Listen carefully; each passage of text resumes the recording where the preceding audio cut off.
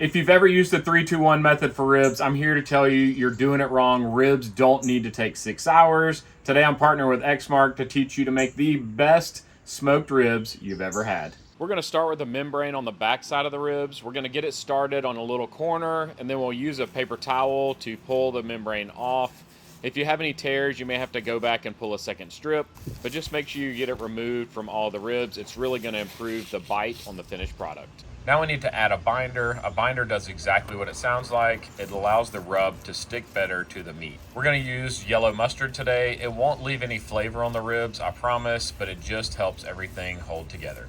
Next, we're going to add our seasoning. I like to start with an all-purpose barbecue rub for my base layer, and then go with something sweet over the top. Today I'm using a rub with a honey powder mixed into it. It gives it a beautiful color at the end and also a great flavor. Now we'll get the racks flipped over and apply the same processes to the top side. These can go in the fridge and sit for up to a day, but I really like to leave them for at least an hour to let the rub set while I get the smoker fired up and dialed in at 275 degrees. Today I'm using a pellet smoker, but you can use your smoker of choice. The key is we're going to start at 275 for about the first hour, and then we're going to turn it back down to 225 for the rest of the cook. We started with the ribs bone side down on that bottom rack, and after that first hour, we're going to flip them meat side down on the top rack and turn the smoker down to 225 degrees.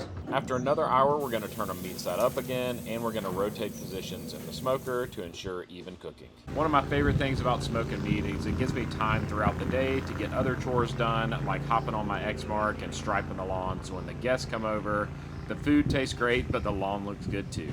We're going to make a pour over for our ribs today, starting with half a stick of butter, 2 cups of apple juice, about a tablespoon of each of the rubs you used, and then add it to the smoker to heat up. Once the bones start to poke out a little bit, they're getting close to being done, and it's time to wrap your ribs.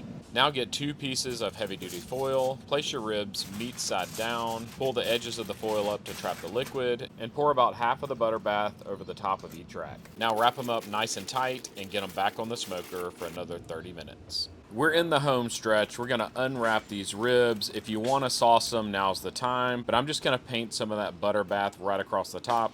Get them back on the smoker for about 15 to 20 minutes to let it all set up. So while I was out mowing the lawn and getting other chores done, we've made some incredible looking ribs. You can just see the flavor that's been built on these ribs. I'm gonna take a bone right out of the middle so we can see how we did. Check out that smoke ring, and they're nice and juicy.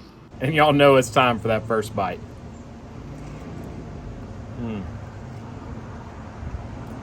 Those are so good. For more backyard life videos from me and other Exmark creators, check out exmark.com/backyard, and let's eat, y'all.